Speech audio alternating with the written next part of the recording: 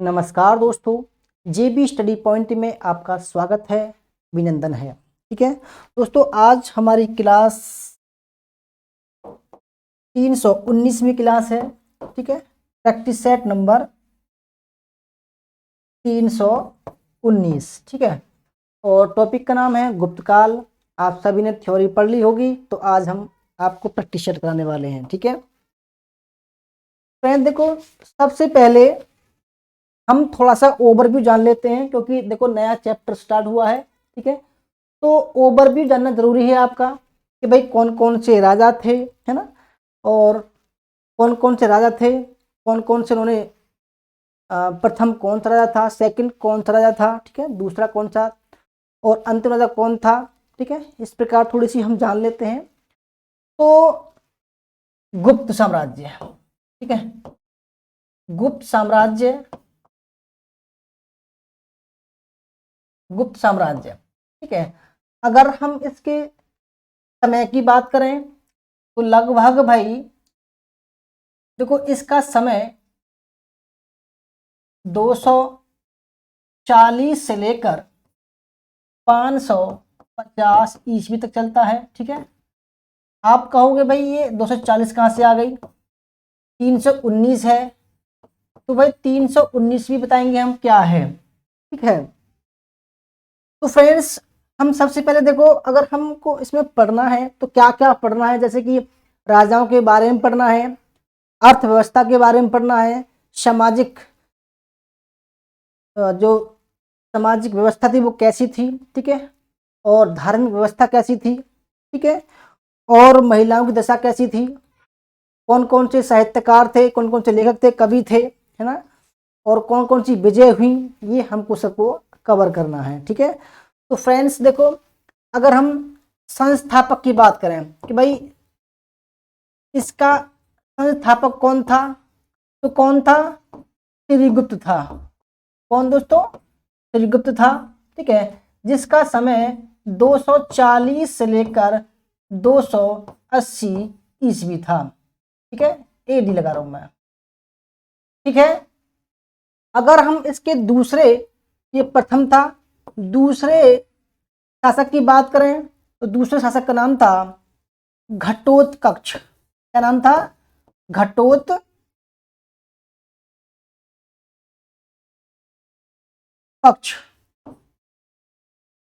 ठीक है, इसने सबसे पहले महाराज की उपाधि धारण की थी, महाराज की। ठीक है, इसका समय 280 से लेकर 319 ईस्वी, ईस्वी लिख रहा हूं मैं। ठीक है, ताकि आप कोई भी कंफ्यूजन ना हो। अब जो तीसरा राजा था दोस्तों, उसका नाम था चंद्रगुप्त प्रथम। चंद्रगुप्त प्रथम। ठीक है, थोड़ा सा मैं चेक कर लेता हूं आवाज प्रॉपर तरीके से आ रही है, नहीं आ रही है ना।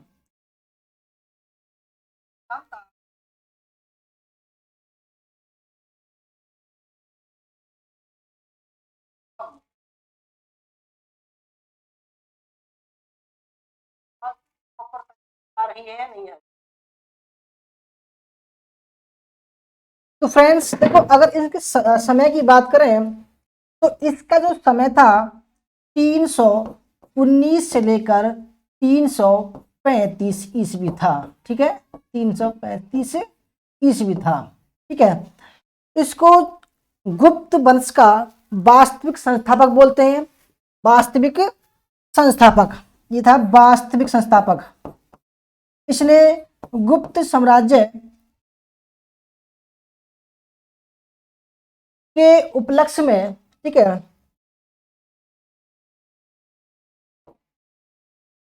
गुप्त संवत चलाया। ठीक है, गुप्त संवत चलाया। चौथा था आपका समुद्रगुप्त। ठीक है, समुद्रगुप्त था, जिसका समय 335 से लेकर 375। ठीक है, ये सबसे प्रतापी शासक था, सबसे प्रतापी शासक। ठीक है, पांचवें की बात करें तो भाई आप सभी जानते हो तो चंद्रगुप्त द्वितीय, चंद्रगुप्त द्वितीय। ठीक है, चंद्रगुप्त द्वितीय था, जिसका समय 375 से लेकर 414 ईस्वी था। ठीक है, इसको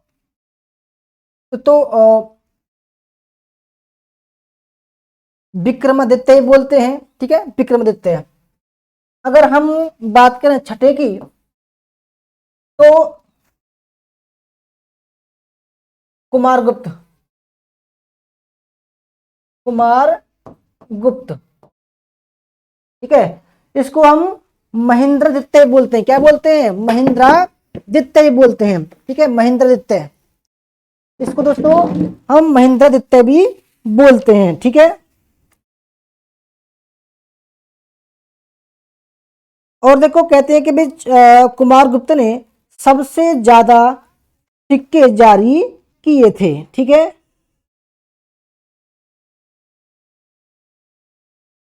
अगर हम इसके समय की बात करें, महेंद्रादित्य। ठीक है, चक्रदित्य, कहो में भी लेकर इसका। सातवां है स्कंद गुप्त, स्कंद गुप्त। इसका अच्छा कुमार गुप्त की बात करें तो 414 से लेकर 455 ईस्वी। ठीक है, और स्कंद गुप्त की बात करें, क्या दिखाई दे रहा है? हाँ, दिखाई दे रहा है। ठीक है,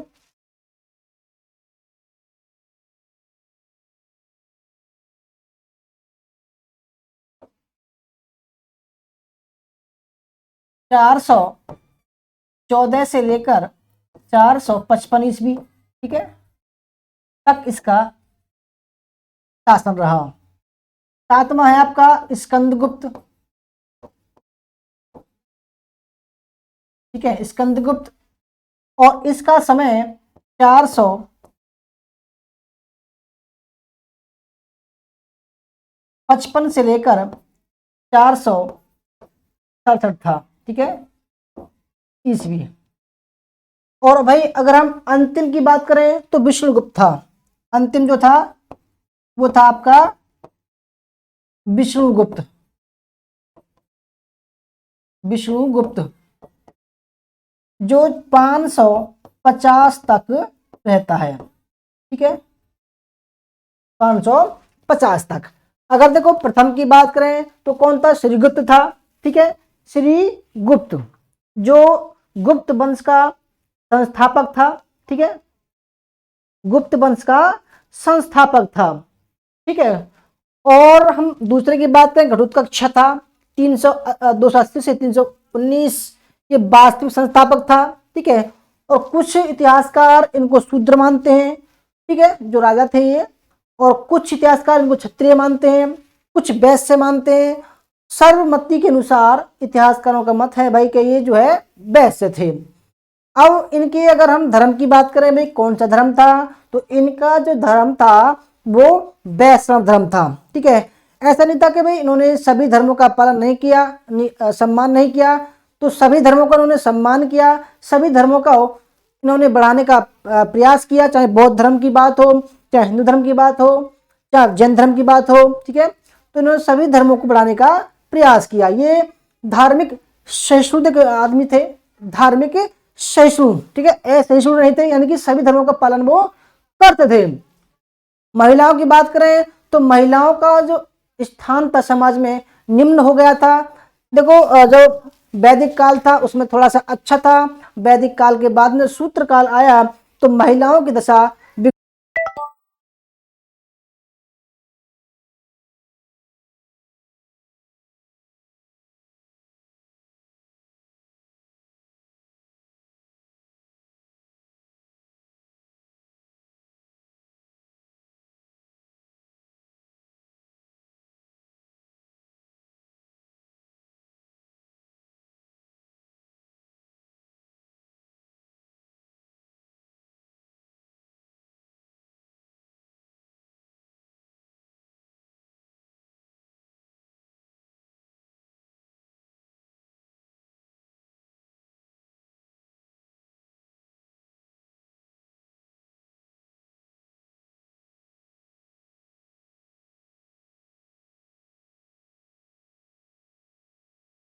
हेलो।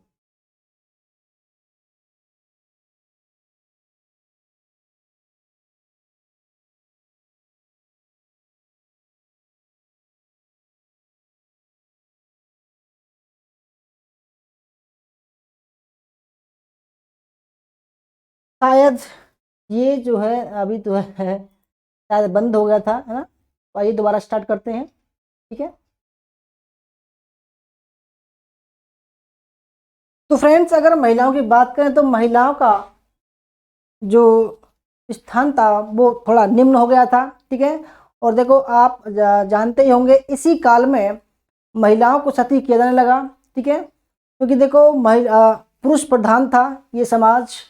धर्म आप जानते होंगे वह धर्म सहिष्णु था, सभी धर्मों का सम्मान था। शूद्रों की बात करें तो शूद्रों का जो स्थान था बड़ा निम्न था, ठीक है।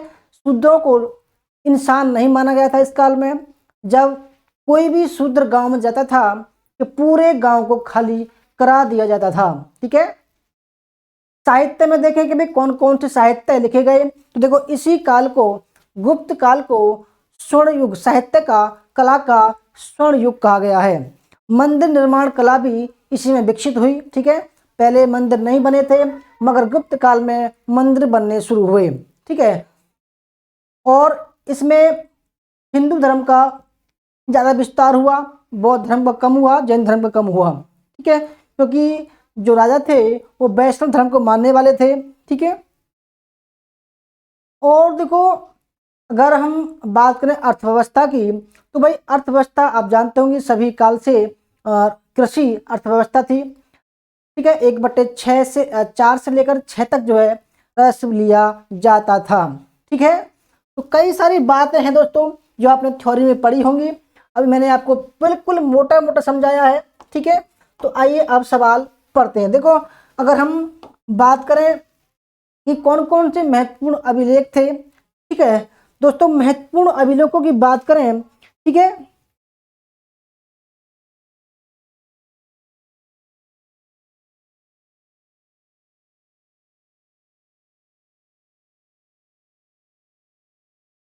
देखो दोस्तों इसमें आप जानते होंगे भाई अभिलेखों के जैसे कि भाई कालिदास हुए, है ना, कालिदास हुए जिन्होंने मेघदूतम लिखी, है ना, ऋतु संहार लिखी, कई सारी थी। और देखो इसी के काल चंद्रगुप्त द्वितीय के काल में जो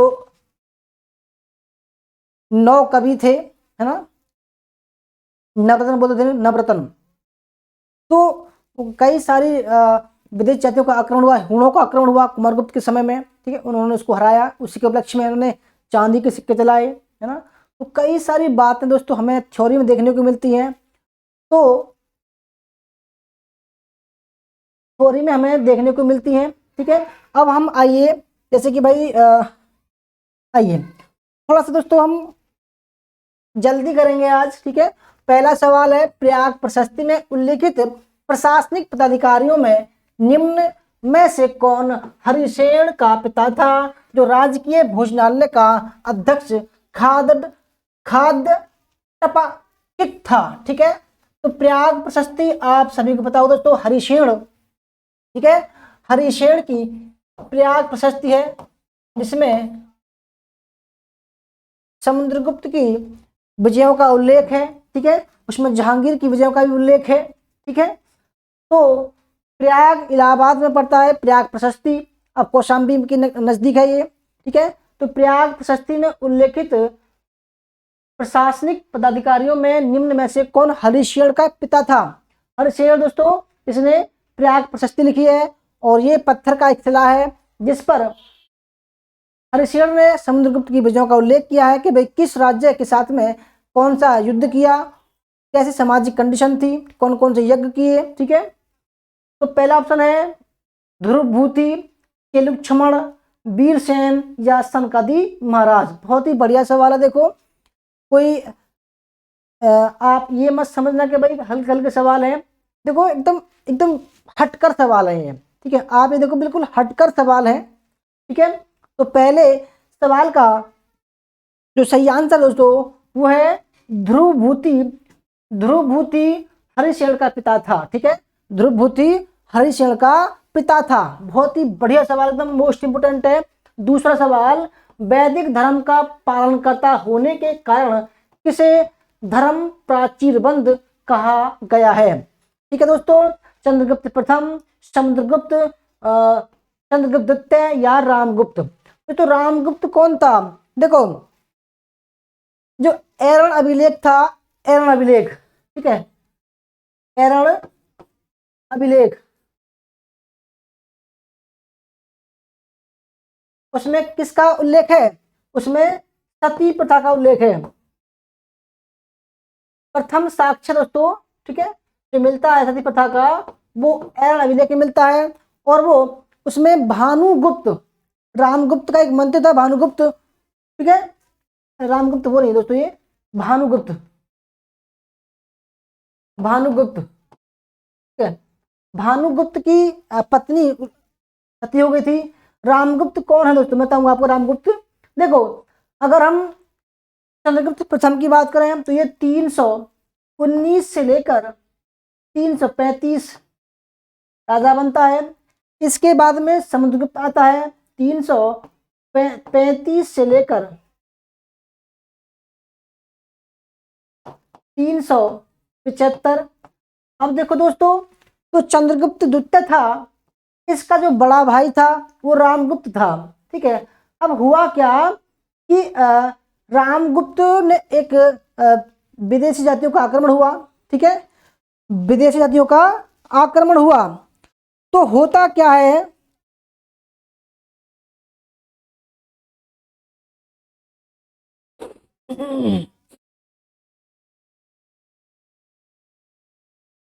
दोस्तों विशाख दत्त की देवी चंद्रगुप्तम में, विशाख दत्त की देवी चंद्रगुप्तम में भी रामगुप्त का उल्लेख है, ठीक है, रामगुप्त का उल्लेख है।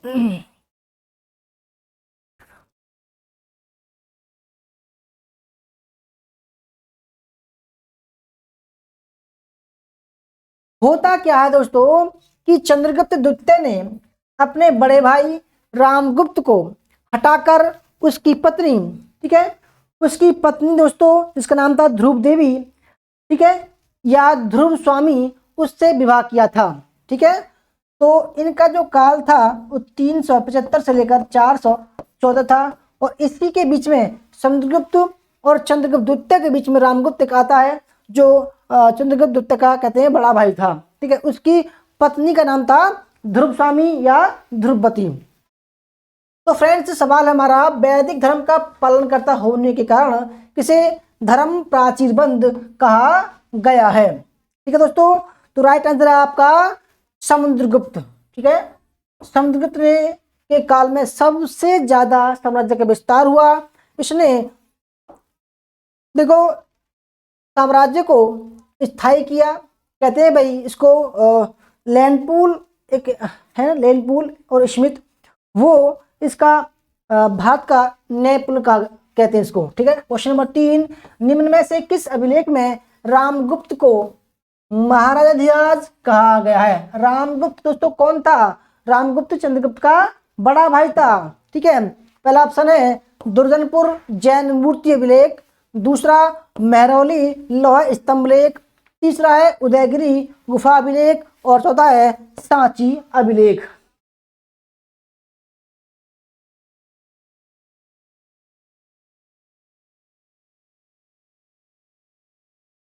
फ्रेंड्स, सवाल बढ़िया है, ठीक है। किस अभिलेख में रामगुप्त को महाराजाधिराज कहा गया है? देखो दोस्तों, महाराजाधिराज, महाराजा धीराज की जो उपाधि थी, ठीक है, उसको सबसे पहले जिसने धारण किया उसका नाम था चंद्रगुप्त प्रथम, चंद्रगुप्त प्रथम, चंद्रगुप्त प्रथम नाम था, ठीक है। तो फ्रेंड्स, किस अभिलेख में रामगुप्त को महाराजाधिराज कहा गया है? ऑप्शन नंबर ए दुर्जनपुर जैन मूर्ति अभिलेख में, ठीक है, ऑप्शन नंबर फर्स्ट। आगे बढ़ते हैं, क्वेश्चन नंबर 3, गुप्त युगीन ब्राह्मी अभिलेख से युक्त 3 जैन प्रतिमाएं दुर्जनपुर से प्राप्त हुई हैं। यहाँ प्राप्त हुई जैन मूर्तियां निम्न में से किन तीर्थकरों की हैं? पहला ऑप्शन है ऋषभदेव तथा पार्श्वनाथ, पार्श्वनाथ और महावीर, चंद्र प्रभु और पुष्पदंत, पद्म प्रभु और पुष्पदंत। बढ़िया सवाल है ना?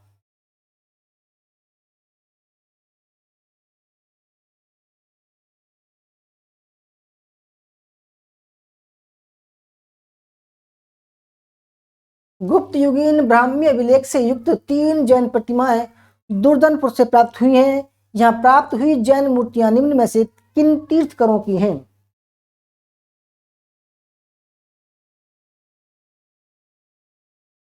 क्लास बढ़िया चल रही है, कोई दिक्कत नहीं है, आवाज भी ठीक आ रही है, ठीक है। तो फ्रेंड्स राइट आंसर है चंद्र प्रभु और पुष्पदंत, ठीक है। राइट आंसर है चंद्र प्रभु। देखो गुप्त युगीन ब्राह्मी अभिलेख से, ठीक है, चंद्र गुप्त युगीन ब्राह्मी अभिलेख से 3 जैन प्रतिमाएं, ठीक है, दुर्दनपुर एक जगह का नाम है, वहां से प्राप्त हुई है। यहाँ प्राप्त हुई जैन मूर्ति में से किन तीर्थंकरों की हैं? तो चंद्र प्रभु और पुष्प दंत की हैं, ठीक है। पार्श्वनाथ की नहीं है, पार्श्वनाथ नहीं है, ठीक है। ये आ चुका है कई बार सवाल। 5वां सवाल, दुर्जनपुर जैन मूर्ति अभिलेख में एक जैनाचार्य का नाम उल्लेखनीय है जिसके प्रभाव से रामगुप्त ने जैन मत स्वीकार किया था, ठीक है। इंदभूति, खंडिल्य, सिद्धसेन दिवाकर या चिलुक्षमण। तो फ्रेंड देखो सवाल पीछे वाला वही सवाल है। अब ये पूछ रहा है कि जिसके प्रभाव से रामगुप्त ने जैन मत स्वीकार किया, ठीक है, तो उसमें कौन कौन सा था? देखो पहले कौन कौन थे, देखो चंद्रगुप्त और पुष्पदंत, इसके अलावा इनमें से एक है, ठीक है। तो फ्रेंड्स राइट आंसर है चेलुक्षमण। चेलुक्षमण के प्रभाव से रामगुप्त ने जैन मत स्वीकार कर लिया था। क्वेश्चन नंबर 6, किस स्रोत से ज्ञात होता है कि चंद्रगुप्त द्वितीय ने नागवंशी राजकुमारी कुबेर नागा से विवाह किया था, ठीक है। तो दोस्तों इन दोनों ने फिर सोने के सिक्के जारी किए, ठीक है। पहला है नालंदा ताम्रपत्र, पूना, बसाड़ और मथुरा। चंद्रगुप्त द्वितीय की बात करें, ठीक है, चंद्रगुप्त द्वितीय की बात करें तो ये 335 से लेकर 375 से लेकर 414 था और यह समुद्रगुप्त का बेटा था, ठीक है, समुद्रगुप्त का बेटा था ये।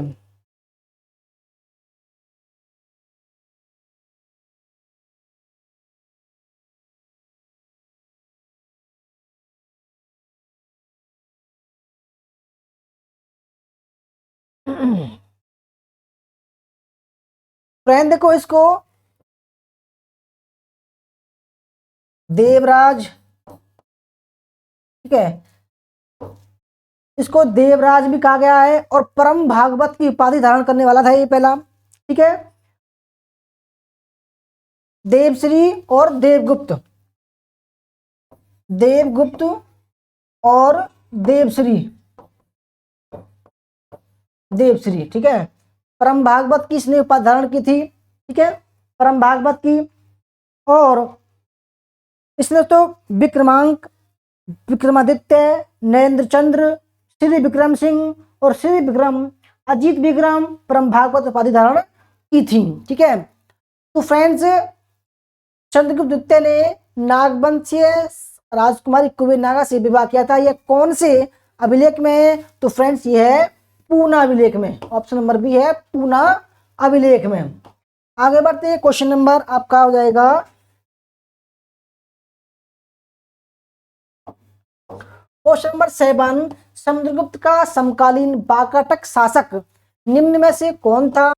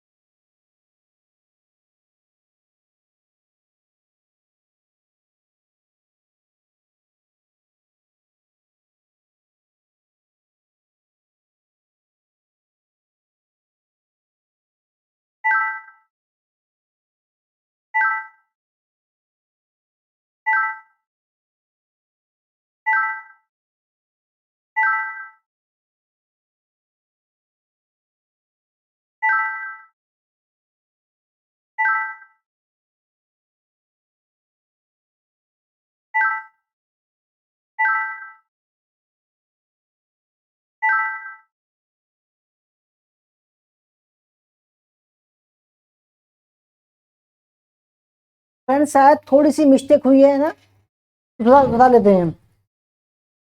शायद ये बैटरी जो है इसकी बीत गई थी।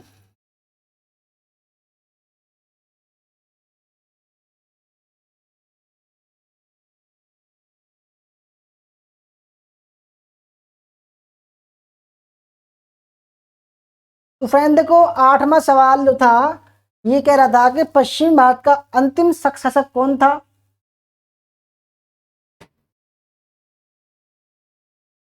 इसे सम्राट चंद्रगुप्त द्वितीय ने परास्त कर सत्ता का उन्मूलन कर दिया। उसका नाम था चंद्रगुप्त तृतीय।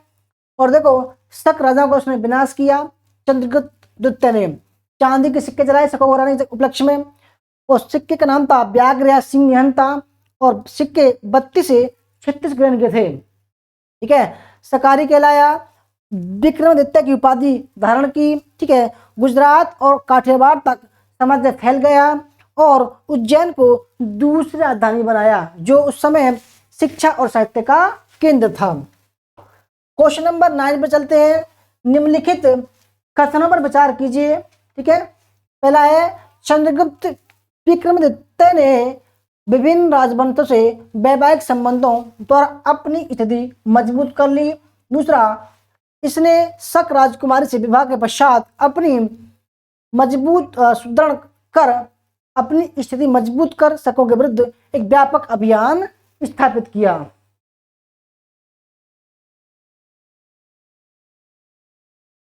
दोस्तों शायद ना 8वें सवाल में थोड़ा सा बैटरी शायद कैमरा की तो सेटिंग करनी पड़ेगी मुझे लगता है, क्योंकि कैमरा जो है वो ढंग से जो है अभी काम नहीं कर रहा है ना। तो 9वें सवाल में दोस्तों देखते हैं। चंद्रगुप्त विक्रमादित्य ने विभिन्न राजवंशों से वैवाहिक संबंधों द्वारा अपनी स्थिति में, बिल्कुल ठीक है। देखो दोस्तों, प्राचीन काल में जो कार्य बिंबिसार ने किया, बिंबिसार ने मगध के उत्थान के लिए विभिन्न राजवंशों से शादियां की, किसी से लड़ाई की। ठीक है, उसने चंपा को सबसे पहले पराजित किया। और जो काम चंपा को उसने पराजित करके किया, साम्राज्य की स्थापना विस्तार किया। और अशोक ने कलिंग विजय पर समाप्त किया वो काम। ठीक है, तो फ्रेंड देखो, जो बिंबिसार ने जो अपने साम्राज्य विस्तार के लिए वैवाहिक संबंध स्थापित कर किए थे सभी राजवंशों से, तो इसी काल में आकर चंद्रगुप्त द्वितीय ने भी विभिन्न राजवंशों से शादी की थी। ठीक है, लड़कियों से शादी की थी, तो पहला ठीक है। और उसने क्या किया, अपनी जो कंडीशन थी साम्राज्य की उसको मजबूत किया। इसने शक राजकुमारी से विवाह के पश्चात अपनी स्थिति मजबूत कर शकों के विरुद्ध एक व्यापक अभियान किया था। दोस्तों अगर हम बात करें तो देखो, इसने शक राजकुमारी थी, शक नहीं थी। ठीक है, वो रामगुप्त की पत्नी थी। ठीक है, वो शक नहीं थी। ठीक है,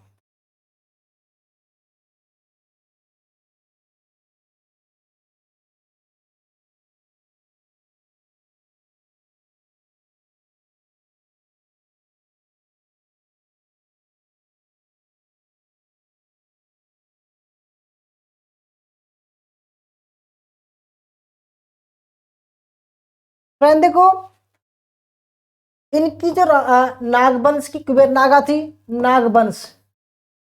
ठीक है, कुबेर नागा थी, नागवंश की कुबेर नागा, जिससे उसने शादी की कुबेर नागा। और एक थी कदम वंश की, कदम वंश से ब्याह किया। जबकि बाकाटक नरेश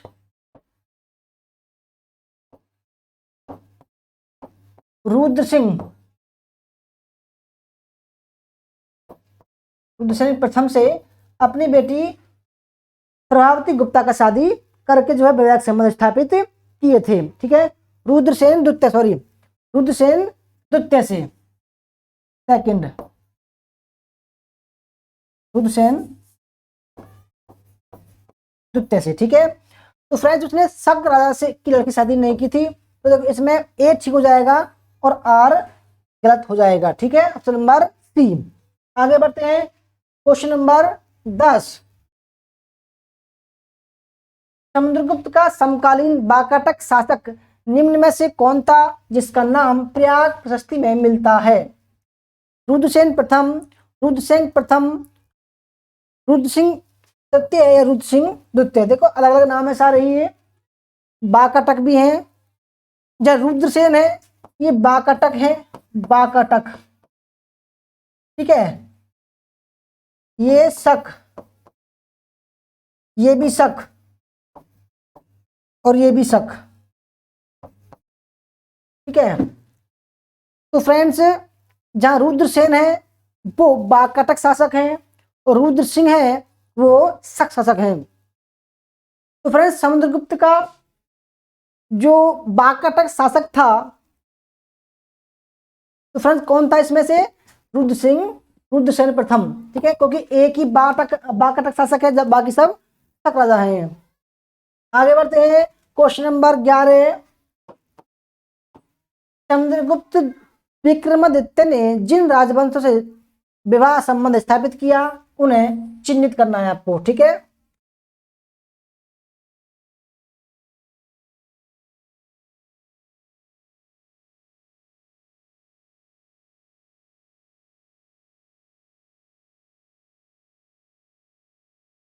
तो फ्रेंड देखो आप अभी मैंने सवाल बताया था आपको कि चंद्रगुप्त द्वितीय ने, ठीक है,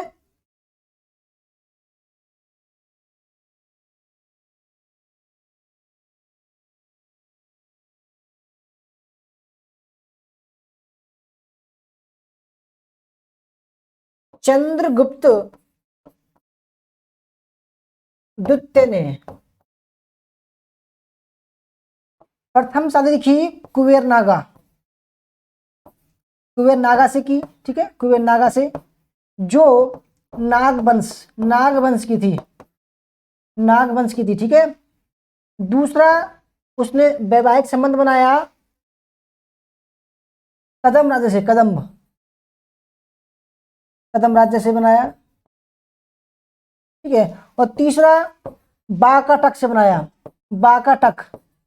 ठीक है, उसने वाकाटक में रुद्रसेन द्वितीय के साथ में अपनी बेटी का विवाह किया, जबकि कुबेरनागा में अपना विवाह किया, कदम राज्य में अपना विवाह किया। ठीक है, तो इसमें कदम राज्य ठीक हो जाएगा, तक नहीं है गलत, इस बात को गलत, वाकाटक ठीक है, नागवंश ठीक है। तो फ्रेंड्स 1, 4, 5 राइट आंसर हो जाएगा, ऑप्शन नंबर सी इसका राइट आंसर हो जाएगा। ठीक है, एक।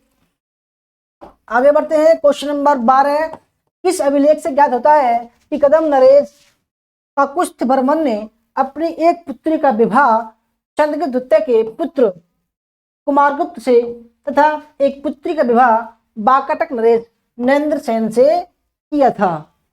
ठीक है फ्रेंड, देखो इसकी पत्नी एक ही थी, कदम राज्य से कुमारगुप्त का विवाह किया था, सॉरी कुमारगुप्त का, कुमारगुप्त का विवाह किया था। ठीक है, कुमारगुप्त का, अपना नहीं, कुमारगुप्त किया था। और जबकि वाकाटक राजा से अपनी बेटी का विवाह किया था। ठीक है, इसकी एक ही पत्नी थी, सॉरी। पहला ऑप्शन है घटोत्कच, गुर्जरा अभिलेख, चंद्रबल्ली और तालगुंडा अभिलेख। तो फ्रेंड बहुत ही बढ़िया सवाल है, किस अभिलेख से यह प्रतीत होता है कि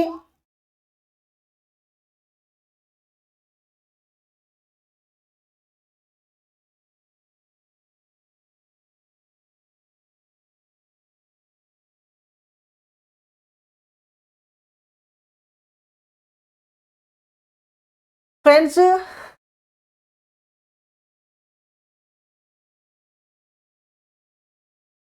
देखो कालिदास को, कालिदास को दूत बनाकर भेजा गया, कहां पर? ठीक है, कहां भेजा गया दोस्तों? कदम नरेश के यहाँ भेजा गया, और वहीं पर उसने कुंतल नरेश, कुंतलेश्वर, कुंतलेश्वर, कुंतलेश्वर की कथा लिखी थी, ठीक है, कुंतल नरेश के लिए। तो किस अभिलेख से ज्ञात होता है कि कदम नरेश काकुस्थ बर्मन ने अपनी एक पुत्री का विवाह किससे किया? चंद्रगुप्त द्वितीय के पुत्र कुमारगुप्त से किया तथा एक पुत्री का विवाह कदम नरेश ने, ठीक है, बाकटक नरेश नैनशील से किया। तो राइट आंसर है तालगुंड अभिलेख, ऑप्शन नंबर डी, तालगुंड अभिलेख, ठीक है। क्वेश्चन नंबर 13 देखते हैं। किस स्रोत से ज्ञात होता है कि चंद्रगुप्त विक्रमादित्य ने कालिदास को अपना दूत बनाकर कुंतल नरेश काकुस्थ बर्मन के दरबार में भेजा तथा कालिदास ने कुंतलेश्वर दैत्य की रचना कुंतल राज्य में ही की थी? देखो अभी मैंने बताया था अभी सवाल में, ठीक है। पहला है भोज के श्रृंगार प्रकाश में, क्षेमेंद्र कृत औचित्य विचार चर्चा में, या राजशेखर कृत काव्य मीमांसा में। इसमें आपको बताना है केवल फर्स्ट ठीक है, फर्स्ट सेकंड ठीक है, या सभी ठीक है, ठीक है।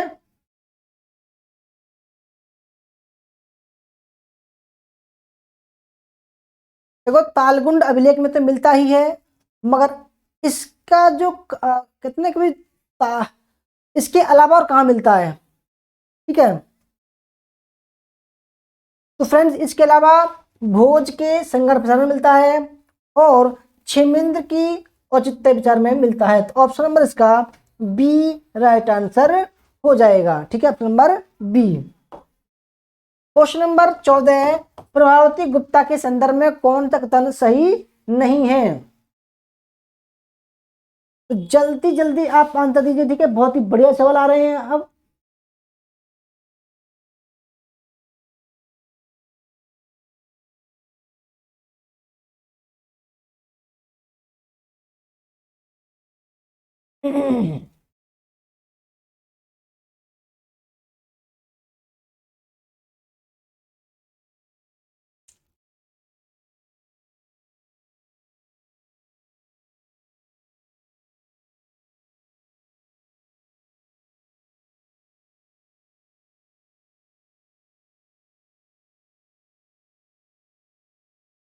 तो फ्रेंड्स पहला देखते हैं, ठीक है। पहला है आपका रुद्रसेन द्वितीय की मृत्यु के पश्चात इसने अपने पुत्रों की संरक्षिका के रूप में शासन के, बिल्कुल ठीक है, क्योंकि देखो रुद्रसेन द्वितीय कौन था? बाकटक नरेश था, जिसके साथ में चंद्रगुप्त द्वितीय ने अपनी बेटी का विवाह किया था,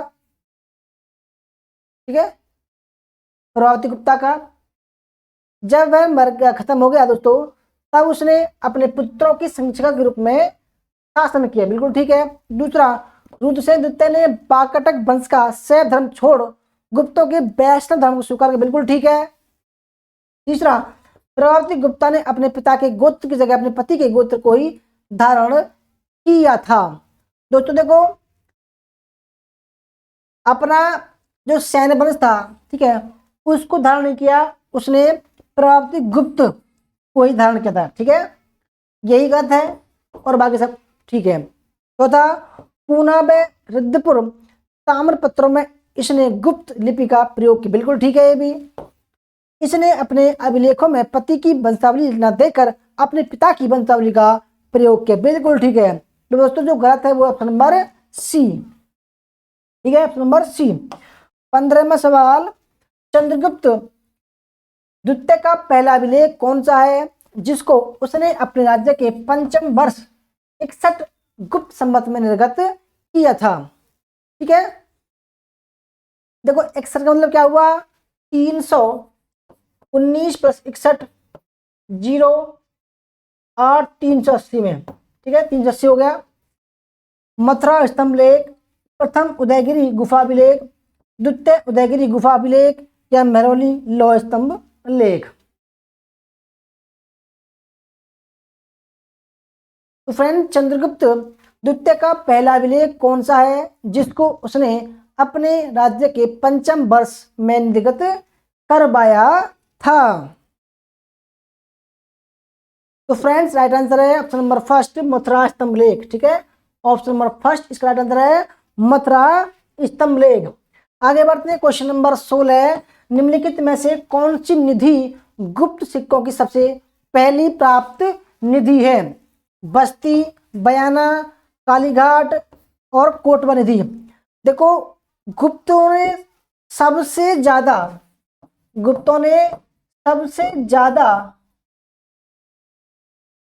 सोने के सिक्के चलाए,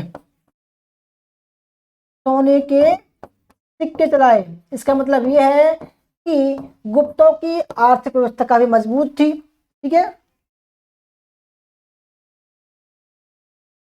और देखो आप जानते होंगे भाई, बयाना सबसे बड़ी निधि थी यानी कि टकसाल, जहां लगभग 624 के करीब सोने के सिक्के मिले हैं। ठीक है, बड़ी मात्रा में।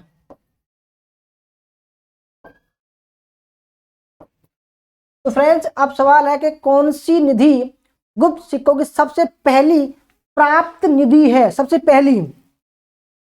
तो फ्रेंड्स राइट आंसर है कालीघाट निधि। कालीघाट जो निधि है वो सबसे पहली है। ठीक है, सबसे बड़ी थी बयाना।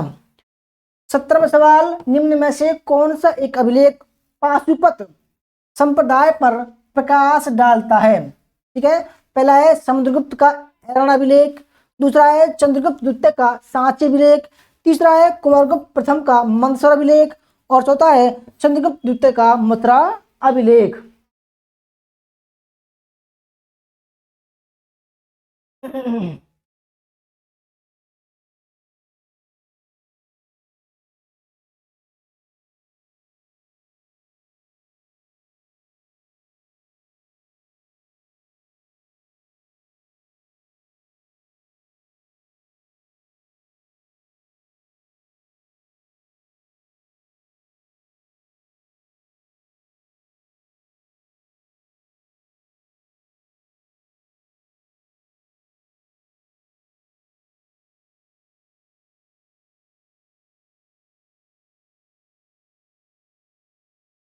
तो फ्रेंड देखो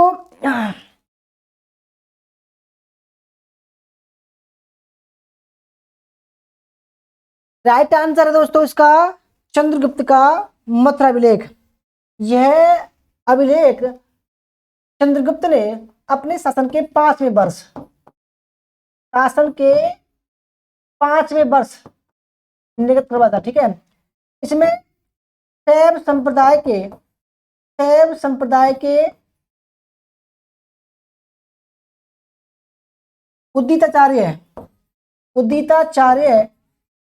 का उल्लेख है। ठीक है, जिसने क्या करवाया था, इसने उमितेश्वर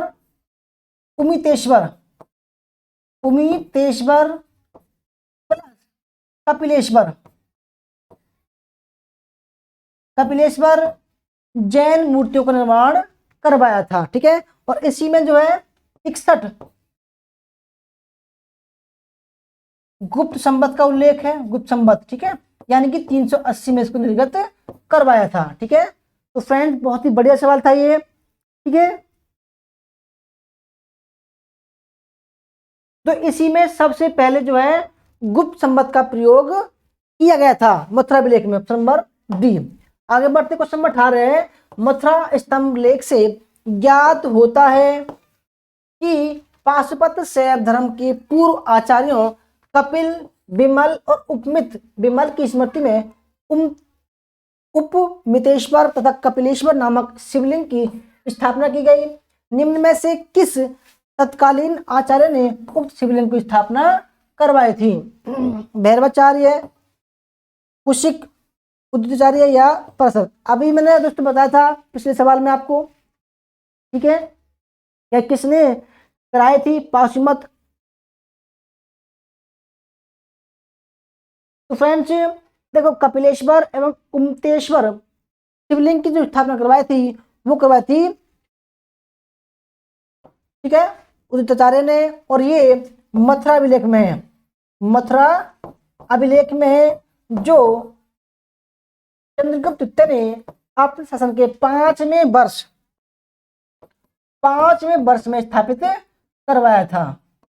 और इसी में सबसे पहले दोस्तों गुप्त संवत का उल्लेख है, गुप्त संवत का उल्लेख है।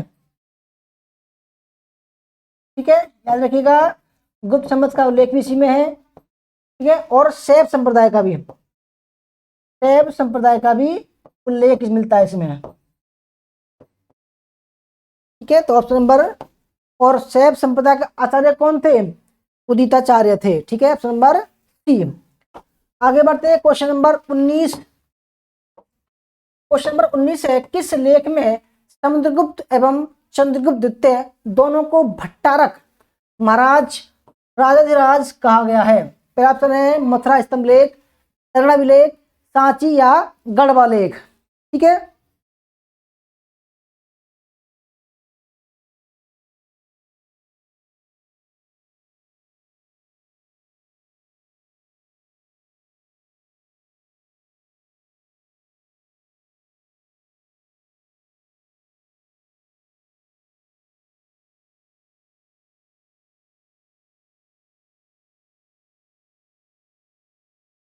तो फ्रेंड्स 19वें सवाल का सही आंसर है ऑप्शन नंबर फर्स्ट, मथुरा उल्लेख में। ठीक है, मथुरा स्तंभ लेख में, जो शासन के 5वें वर्ष में स्थापित कराया था। ठीक है, 5वें वर्ष में स्थापित कराया था। ठीक है, नंबर ए।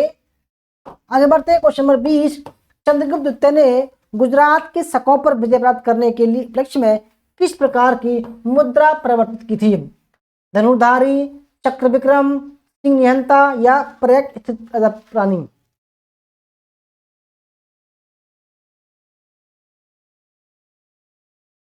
तो फ्रेंड देखो, चंद्रगुप्त द्वितीय ने, ठीक है, शकों को हराया था, और शक,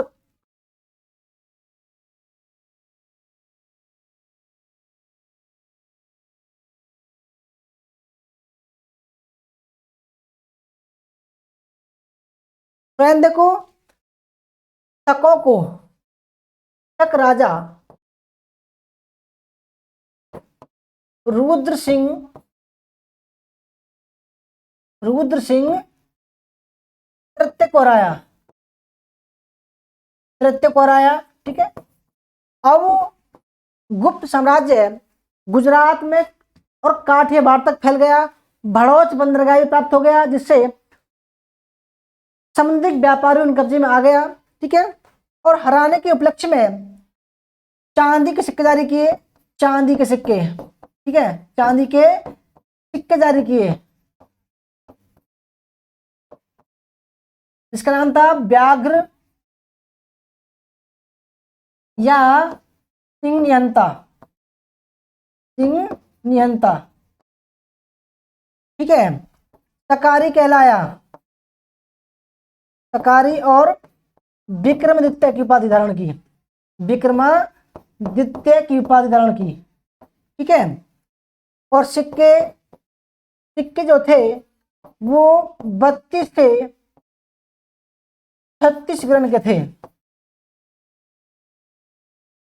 ठीक है, और उज्जैन को, उज्जैन को दूसरी राजधानी बनाया। ठीक है, तो फ्रेंड्स राइट आंसर है सिंह निहंता प्रकार के, ऑप्शन नंबर सी, सिंह निहंता प्रकार के। आगे बढ़ते हैं, क्वेश्चन नंबर 21। किस स्रोत से ज्ञात होता है कि महाराजा धीराज चंद्रगुप्त द्वितीय की पत्नी ध्रुव स्वामिनी ध्रुवदेवी महाराज श्री गोविंद गुप्त की माता थी? नालंदा, महरौली, बिलसड़, बसाड़?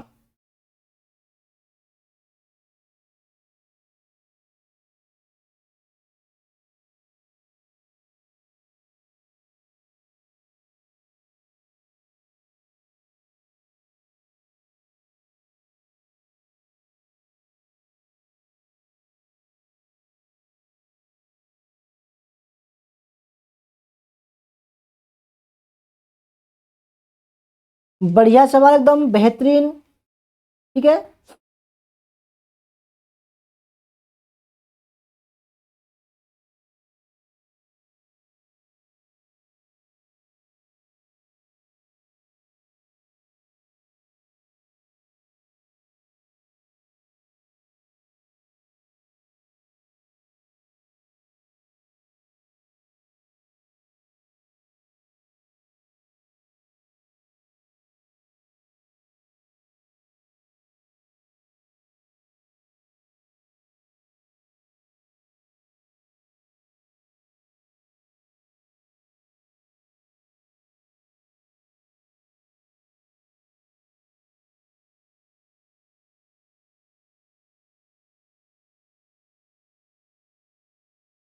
तो फ्रेंड देखो,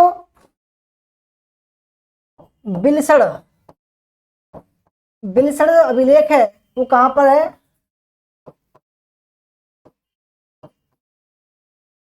उत्तर प्रदेश के, उत्तर प्रदेश के एटा जिले में है, एटा जिले में। इसमें क्या है? गुप्तों, गुप्तों की वंशावलियां, वंशावलियां हैं, ठीक है। कहां तक? कुमार गुप्त तक, कुमार गुप्त तक, ठीक है। तो फ्रेंड्स राइट आंसर है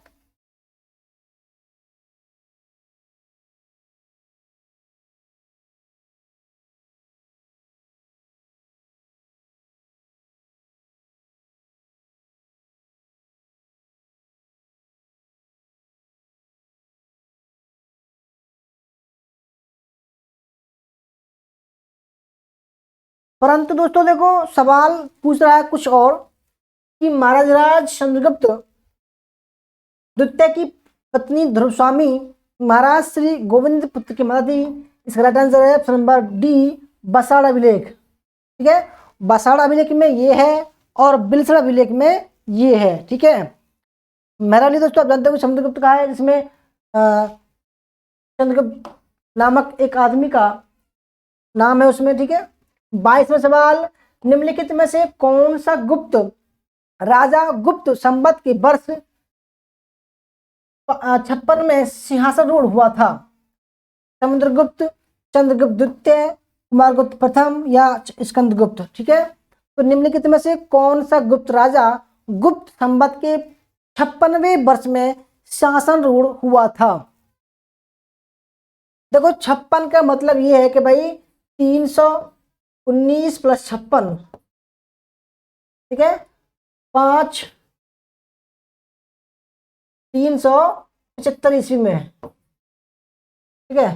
तो फ्रेंड देखो आप जानते होंगे 375 में चंद्रगुप्त द्वितीय हुआ था, ठीक है।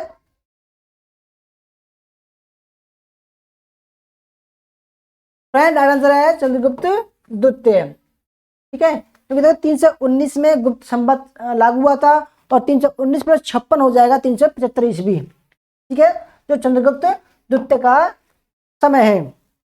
23वां सवाल, राजा को 3 गोल वस्तुएं प्रदान करते हुए भगवान विष्णु का अंकन प्राप्त होता है? चंद्रगुप्त की व्याघ्र नियंत्र प्रकार की मुद्राएं, समुद्रगुप्त की ध्वज प्रकार की मुद्राएं, चंद्रगुप्त द्वितीय की चक्र विक्रम प्रकार की मुद्राएं, और चौथा है कुमारगुप्त प्रथम की अष्टमेक प्रकार की मुद्राएं।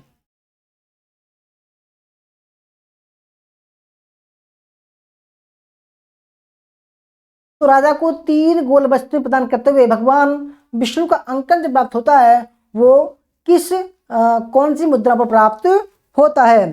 तो फ्रेंड आंसर है समुद्रगुप्त की ध्वज प्रकार की मुद्रा पर। मोस्ट इंपोर्टेंट सवाल है ये, ठीक है। आगे बढ़ते हैं, क्वेश्चन नंबर 24, निम्नलिखित में से किन अभिलेखों में चंद्रगुप्त द्वितीय के दक्षिण पश्चिम में किए गए सैनिक अभियान का उल्लेख है? ठीक है, पहला ऑप्शन है गुप्त संवत 88 का गढ़वा अभिलेख, गुप्त संवत 93 का सच अभिलेख, चंद्रगुप्त द्वितीय का उदयगिरी, या उदयगिरी गुप्त लेख 82 का, ठीक है। बहुत ही बढ़िया सवाल है।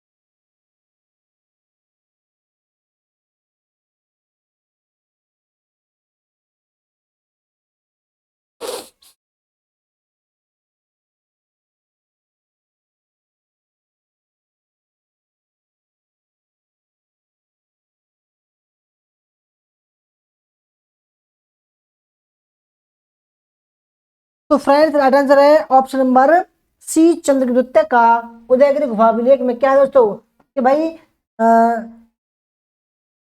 चंद्रगुप्त के दक्षिण पश्चिम में सैनिक अभियानों का उल्लेख मिलता है। क्वेश्चन नंबर 25, गुप्त ताम्र मुद्राएं निर्गत कराई थी चंद्रगुप्त प्रथम ने, समुद्रगुप्त, चंद्रगुप्त या कुमारगुप्त प्रथम ने। तो गुप्त तांबे की मुद्राएं जारी करवाई थी, वो किसने करवाई थी? ठीक है, तांबे की मुद्राएं।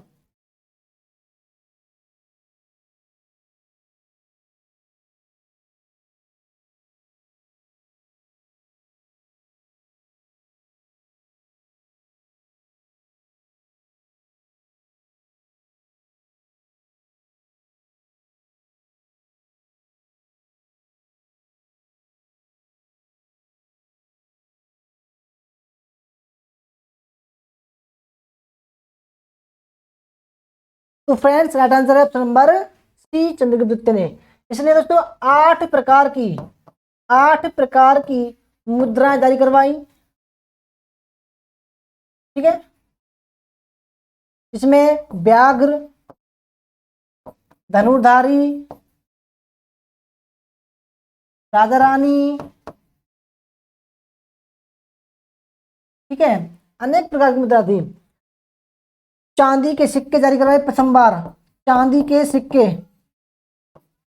को हराने के चक्कर में। ठीक है, क्वेश्चन नंबर 26, कुमारगुप्त प्रथम के प्रांतीय पदाधिकारियों में से कौन सा युग्म सुमिलित नहीं है? पहला है त्रयादत्त कुंडवर्धन का प्रांतपति, दूसरा घटोत्कच गुप्त मथुरा का प्रांतपति, बंधु वर्मा दसपुर का प्रांतपति और पृथ्वीशेण अवध का प्रांतपति। तो कुमारगुप्त प्रथम के प्रांतीय पदाधिकारियों में से कौन सा सम्मिलित नहीं है? ठीक है,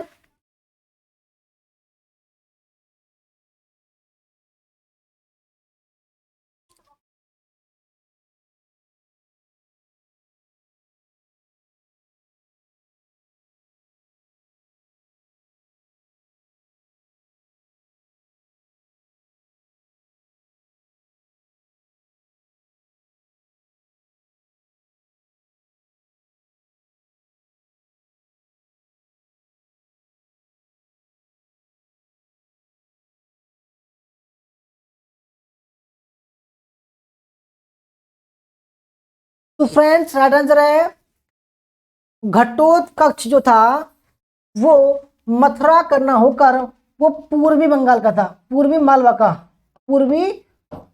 का था। ठीक है, पूर्वी मालवा का था, ऑप्शन नंबर बी। त्रयादत्त कुंडवर्धन उत्तरी बंगाल का प्रांतपति था, बंधु वर्मा दसपुर का प्रांतपति था और पृथ्वीशेण अवध का प्रांतपति था। ठीक है, क्वेश्चन नंबर 27, निम्नलिखित किसके मुद्राओं पर गरुड़ की आकृतियों की जगह पंख फैलाए मयूर का अंकन है? समुद्रगुप्त, चंद्रगुप्त द्वितीय, कुमारगुप्त प्रथम या स्कंदगुप्त। ठीक है, किसके चांदी की मुद्राओं पर गरुड़ की आकृति की जगह पंख फैलाए मयूर का अंकन है?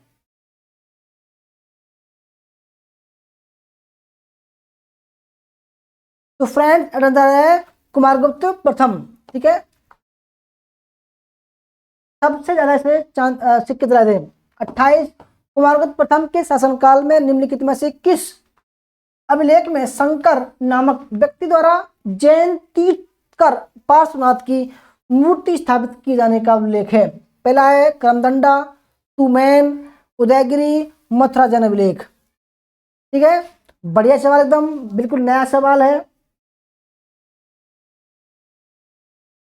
तो फ्रेंड्स राइट आंसर है ऑप्शन नंबर सी, उदयगिरी गुहालेख। ये चंद्रगुप्त द्वितीय का है। ठीक है, 29वां सवाल, स्कंदगुप्त के किस अभिलेख में कर वसूलने वाले तौलकिक नामक अधिकारी का उल्लेख है? ये आ चुका एग्जाम में, जूनागढ़, भीतरी, बिहार, सुपिया। ठीक है, तो स्कंदगुप्त आप जानते होंगे भाई, स्कंदगुप्त का जो समय था वो 455 से लेकर 467 था। ठीक है, इसके बाद जो ताकतवर शासकों की कमी होने लगी। ठीक है, इसके जो उत्तराधिकारी थे वो कमजोर साबित हुए और 550 तक गुप्त साम्राज्य नष्ट हो गया। ठीक है,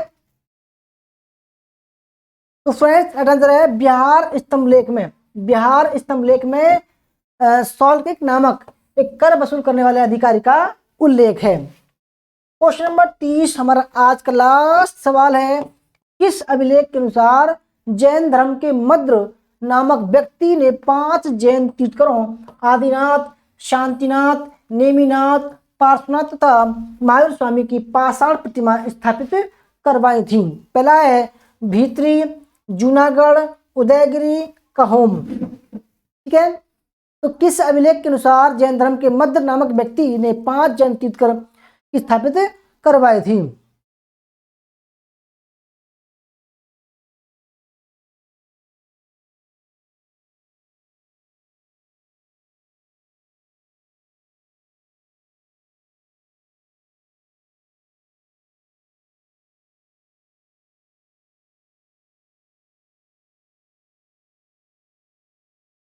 तो फ्रेंड आंसर है ऑप्शन नंबर डी। और देखो कहोम अभिलेख में, कहोम अभिलेख में, कहोम अभिलेख में स्कंदगुप्त को क्या बोला गया है? सक्रोपम कहा गया है, सक्रोपम कहा गया है ना।